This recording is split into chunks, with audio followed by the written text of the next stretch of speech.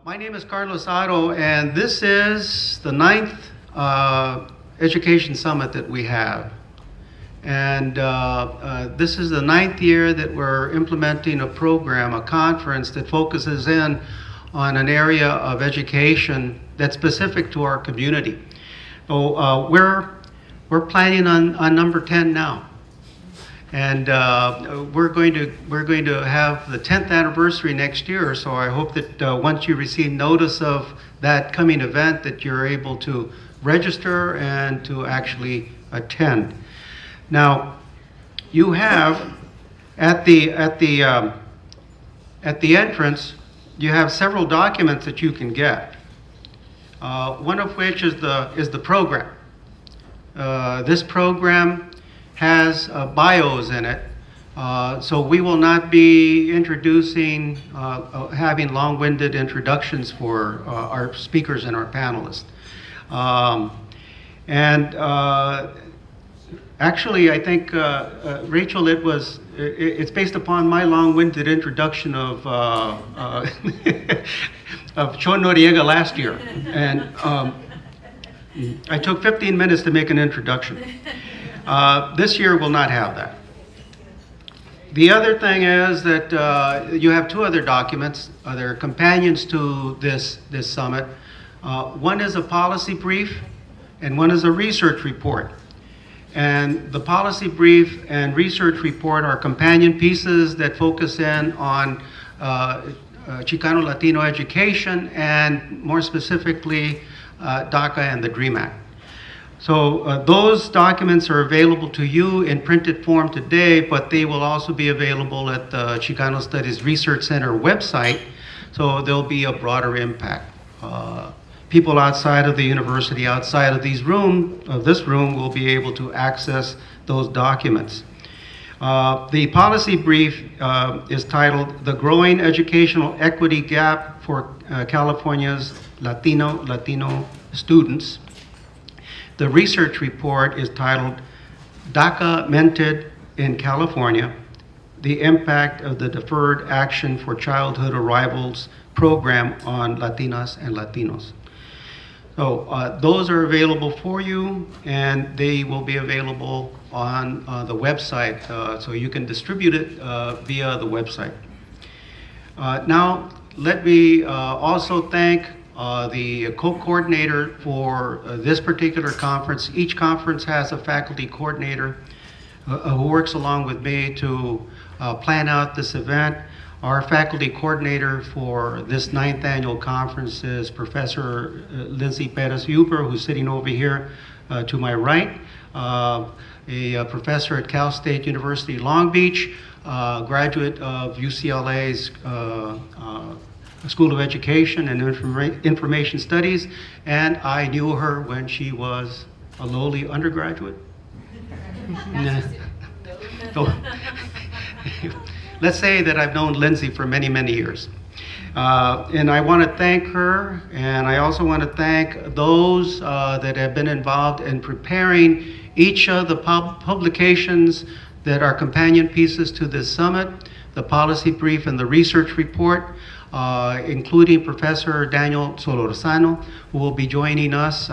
They have an education retreat this morning as well, so that's one of the reasons some of these chairs are empty for the present time. Professor Solorzano has been involved in the Education Summit for many years, and he will be involved in the 10th Annual Education Summit. Now, let me introduce our interim director of the Chicano Studies Research Center. No, Director Chon Noriega has not been ousted. He's on a sabbatical leave for the fall quarter, right? I've been asked that question. Has Chon left? No, he's still with us. Oftentimes I hear that he's in Paris somewhere, or maybe Venice, but he's still director of the center. But while he's on sabbatical, Professor Marisa Lopez, the English department, and our associate director is interim director of the Chicano Studies Research. Marisa.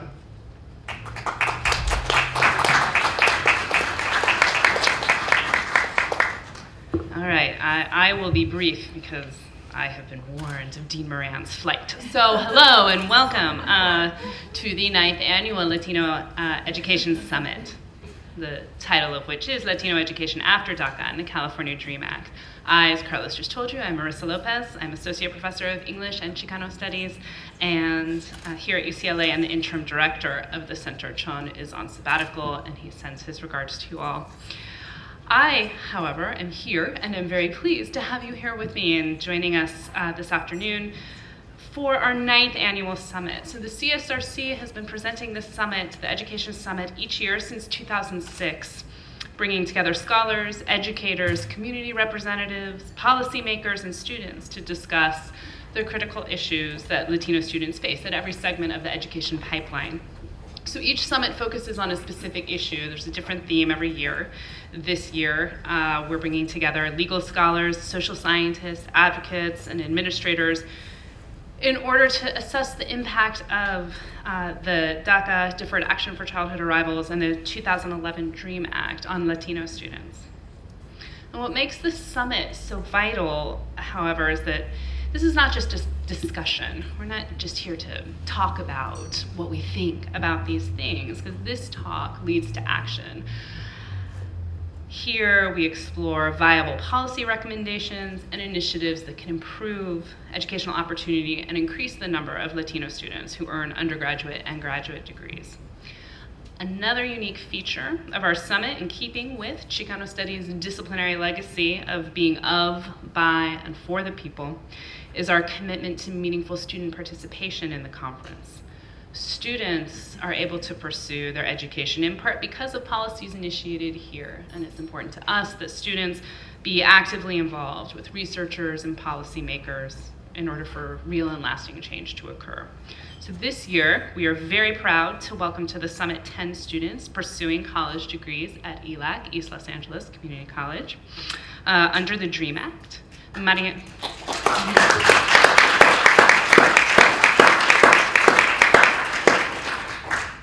Mariana Zamboni, a doctoral student in Chicano Studies here at UCLA, held a pre-summit workshop with the students at ELAC that focused on the research report and the policy brief that you have before you that were published in conjunction with this conference. So thank you so much, Mariana, for all your efforts on the students' behalf, and thank you, students, for being here with us this afternoon. And this summit merits so many thank yous. I will not reiterate what's already in the program, but I will say since its inception, one of the main guiding principles of this conference, of the summit, has been the spirit of collaboration and sharing.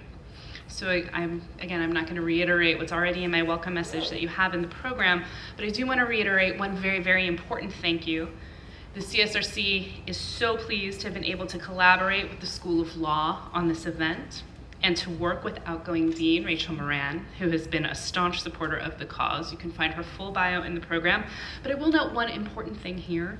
Like me, Dean Moran came to UCLA from UC Berkeley, and I certainly hope that she's been as happy with that move as I have been, because we Bruins have been delighted to have her here with us. And with that, I give to you, Dean Moran.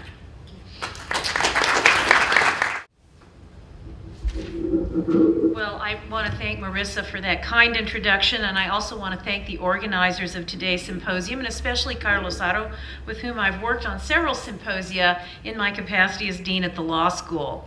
As we contemplate the educational future of undocumented youth in the United States, it's really clear that this issue is going to bear on the future of the polity, our vision for ourselves as a nation, because this is an identity building exercise for the United States.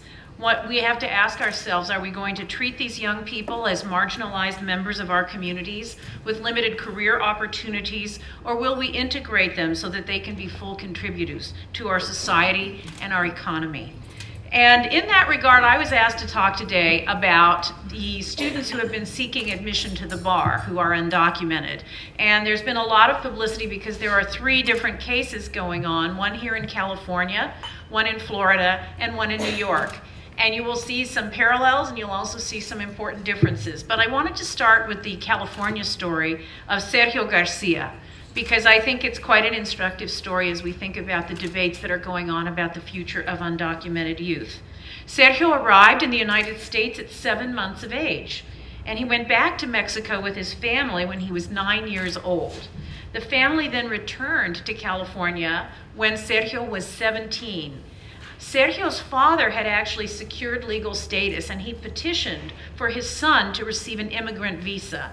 But Sergio has now been waiting since 1995, and he has still not been assigned a visa number. But he didn't let that stop him from pursuing his dreams. So he graduated from Butte College and California State University, Chico, and then he also received a degree from California Northern School of Law. He got his degree in 2009, and he passed the California State Bar that same year in July. Now, there was a 2008 change in the California State Bar requirements, so they required Sergio Garcia to disclose his immigration status. And he was fully forthcoming, and the State Bar decided to seek input from the California Supreme Court regarding whether he could be admitted to practice law in the state. Now, the main concern was that granting him a law license would violate the Federal Public Responsibility and Work Opportunities Reconciliation Act of 1996, which bars undocumented persons from receiving public benefits that are either granted by state or local agencies or supported through the appropriation of state or local funds. And the act actually expressly identifies professional licenses as a public benefit. So under this act, a state could pass a law that authorized the benefits, but at the time that the California State Bar went to the High Court, no such legislation had been enacted. So in 2013, while the case was pending, the California legislature passed a bill that approved the issuance of licenses to undocumented persons who otherwise met the criteria for admission to practice law. And the governor signed that bill into law. This was the first provision of its kind anywhere in the United States, and it took effect in January of 2014, so this is a fairly recent history. After the statute was enacted, the objections that were based on the federal law were moot. And so the mere status of being undocumented no longer was a categorical bar to being eligible to get a law license. But that did not end the case, because there were still some other questions about whether Sergio Garcia individually qualified. So first, he had to convince the court that he met the good moral character requirement for admission. And one question was whether his illegal entry into the country meant that he did not satisfy this element of admission to the bar. What the justices decided was that Sergio was a child when he entered with his parents, that his entry did not involve moral turpitude, and that his unauthorized presence did not qualify as a crime. The court also noted that U.S. immigration officers were not pursuing sanctions against him and were unlikely to do so based on undocumented status alone. So all of this, the court concluded, belied any claim that he had a problem with moral character. There also were arguments made that he should be excluded from the bar because under federal immigration law, he had significant restrictions on what he could do lawfully as an employee. And so he could not work for a law firm, he could not work for a corporation, he could not work for a government agency. But the court said, even so, he could offer pro bono legal services or he could practice outside the United States. Now, there was a dispute as to whether Sergio Garcia could open up his own law office and be self-employed. The U.S. Department of Justice argued that he could not, but the court left that question open. And they just decided that in granting him a license to become a lawyer, they would presume that he would observe and comply with any federal restrictions on his ability to work.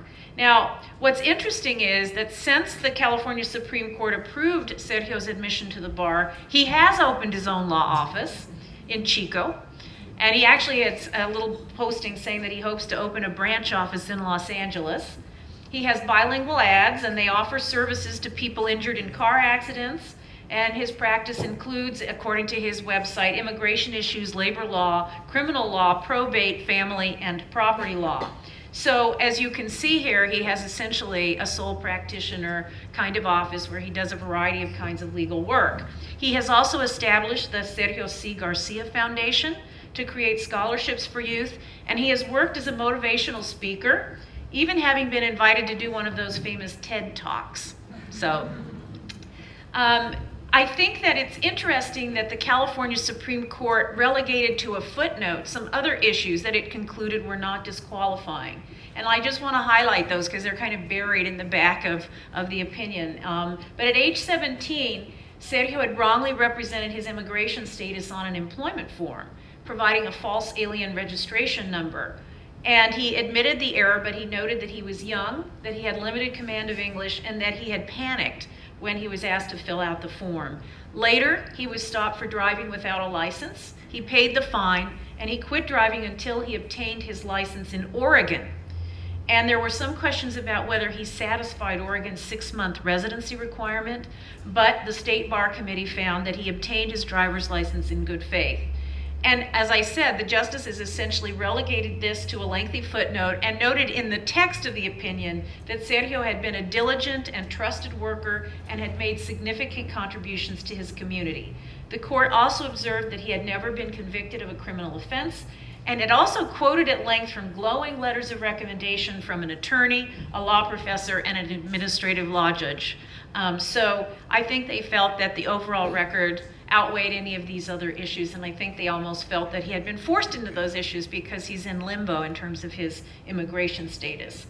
Now, I also wanted to mention the Florida case because at the same time there was another undocumented law graduate who sought admission to practice law in Florida. And at age 9, Jose Manuel Godinez Samperio arrived in the United States from Mexico with his parents on a tourist visa. And he stayed with his family after the visa expired.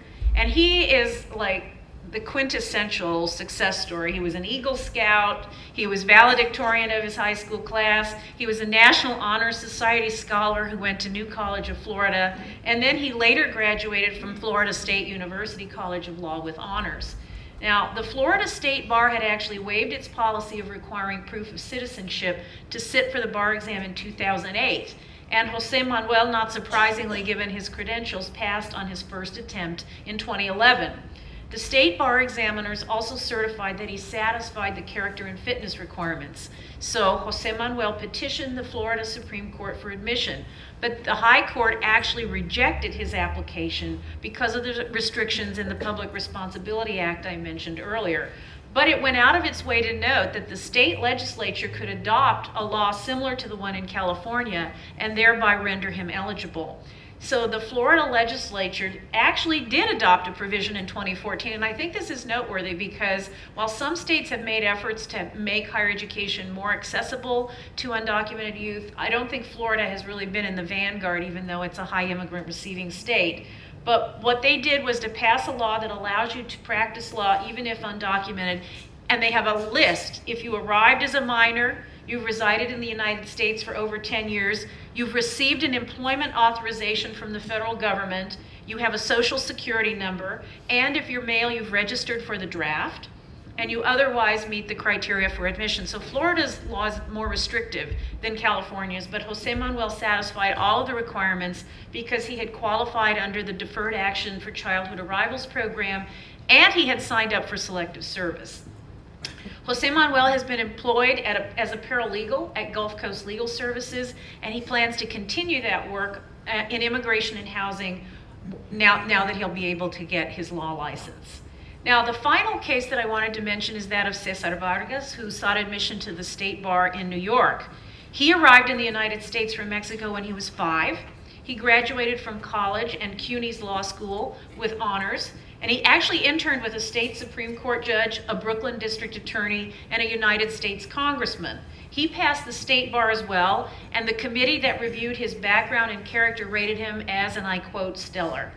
The committee nonetheless recommended against admission because Cesar was an undocumented immigrant. So the matter has gone to the state courts and it's still pending.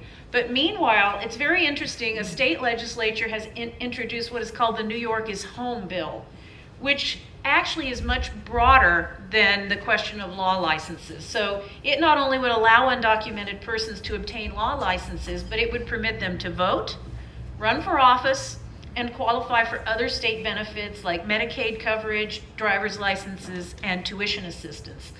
Now, to be eligible under this statute, this proposed bill, the undocumented person would have to demonstrate that he or she had lived and paid taxes in New York for at least 3 years and would need to register for jury duty. Now, as it happens, because the bill is so comprehensive, because it is so far-ranging, even the sponsor acknowledges that it is unlikely to pass anytime soon, and that it may be a very, very long time before any such reform is adopted in New York. So while the bill is pending and the state courts consider the petition, Cesar Vargas remains unable to practice law. And in the meantime, what he's done is to become a vocal advocate of immigration reform, working with the DREAM Act Coalition and becoming a public commentator on these issues. So if you go and do a Google search, you can find him, and he has all kinds of media coverage and blogging. And he was actually recently in the national spotlight when he and another member of the coalition confronted Representative Steve King and Senator Rand Paul about their stance on undocumented immigration. So I think as this very brief history of undocumented law graduates makes clear, we've sent very mixed messages about the place of these immigrants in American life. As some of you may know, the United States Supreme Court recognized that undocumented children have a right to elementary and secondary education, that is K through 12, in the 1982 decision Plyler versus Doe. But the court never recognized a similar entitlement to higher education.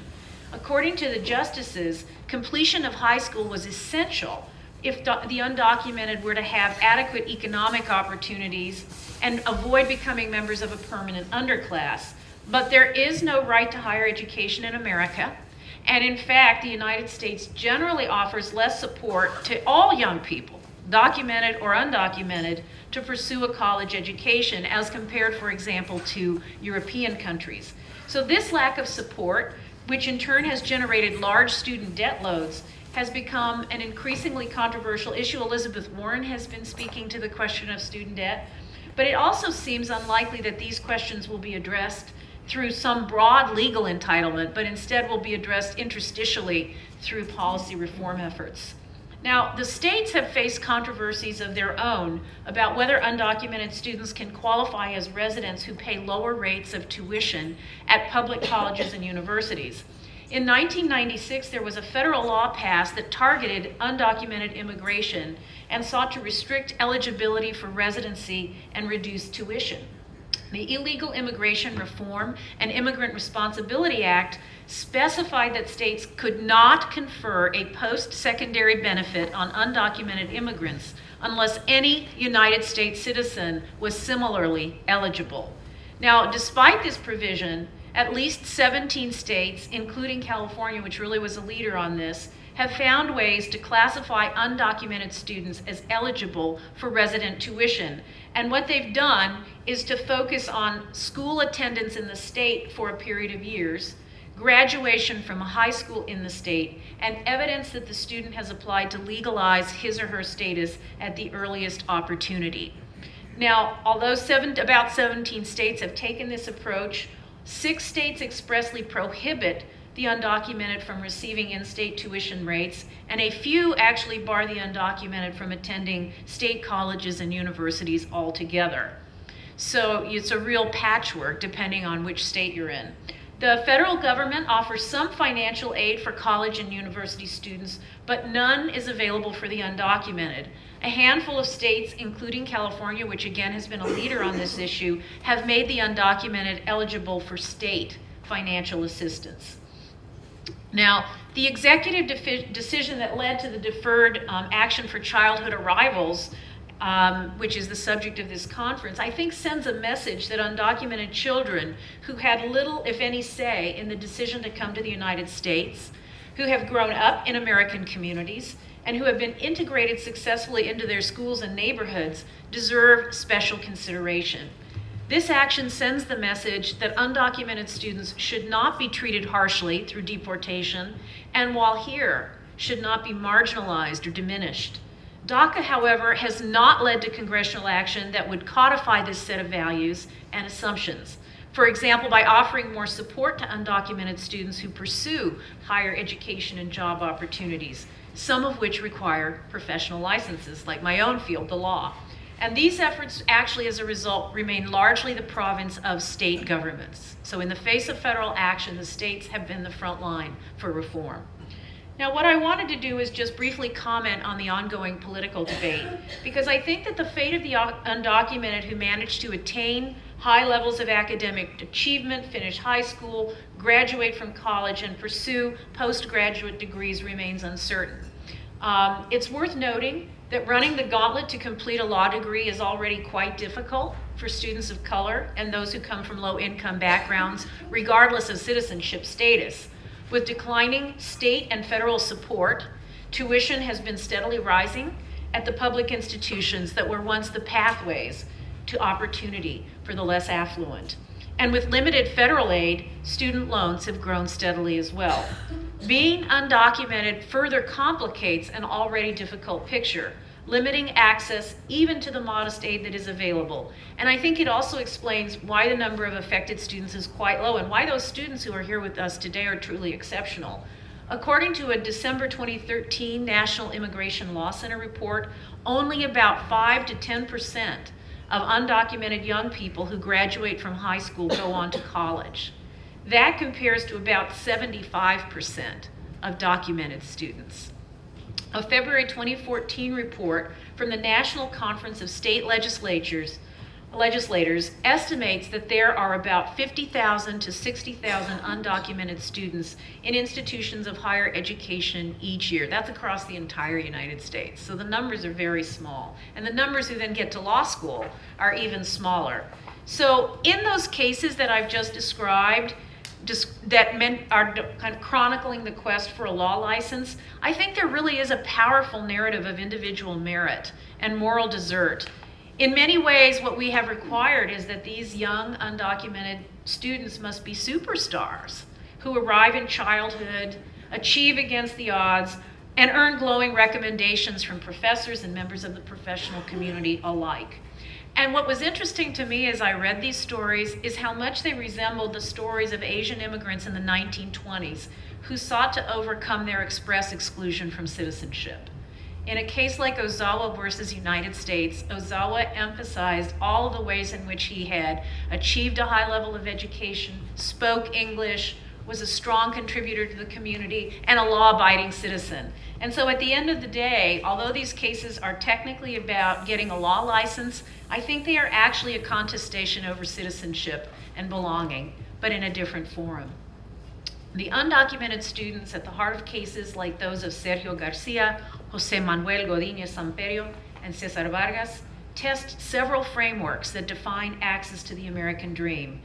First, higher education has been committed to non-discrimination and diversity, but this small and perhaps growing number of students often is subject to federal and state laws that regularly treat them quite differently, expressly distinguish them from other students.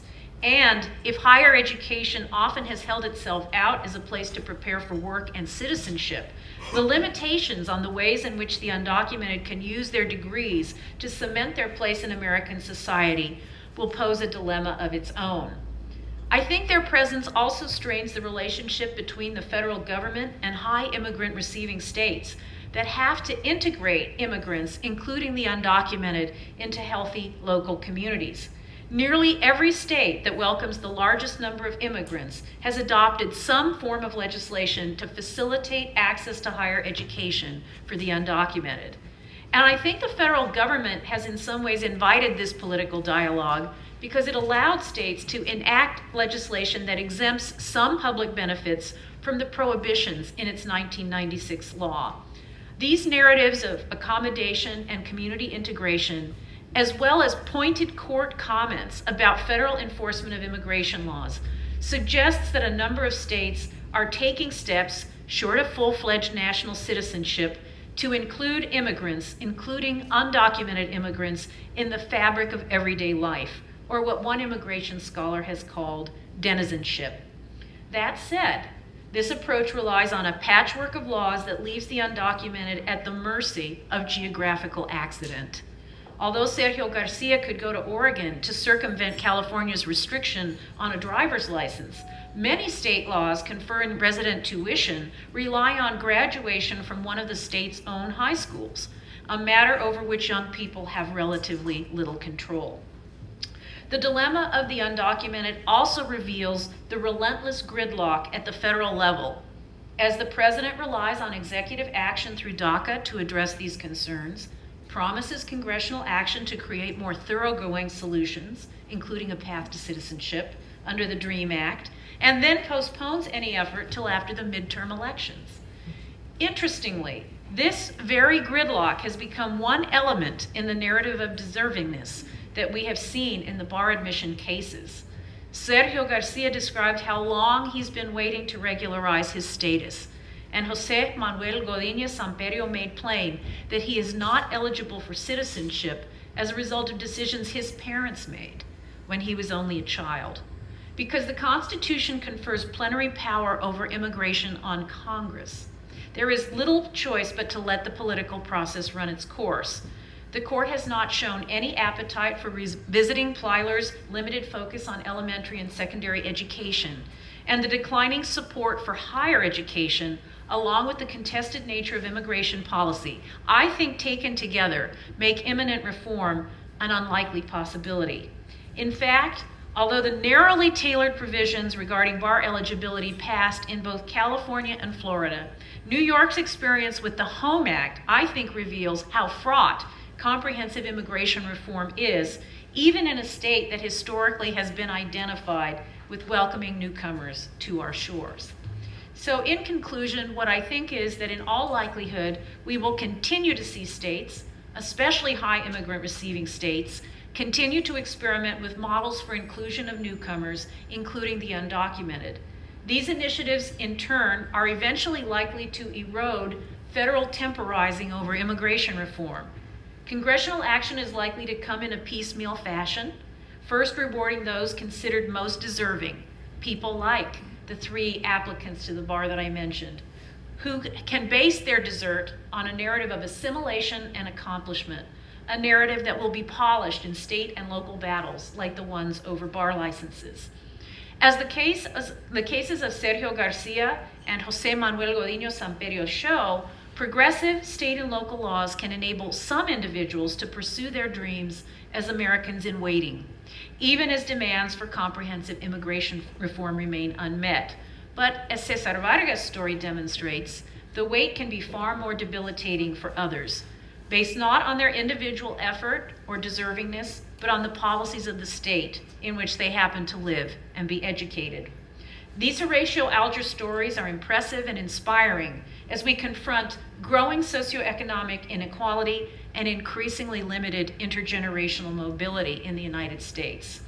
They also are a reminder that the infrastructure of opportunity matters, and that law and policy can substantially change the odds for those who, whatever their citizenship status, believe in and want to live the American dream. Thank you.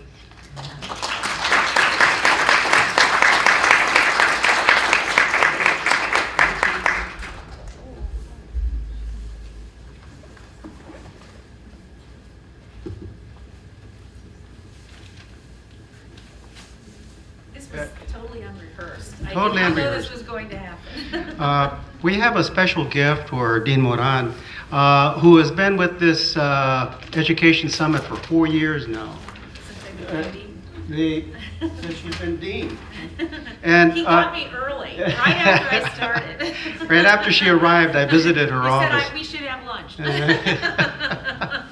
And this special gift, I think, commemorates the leadership of the Chicano civil rights movement that began in the 1960s.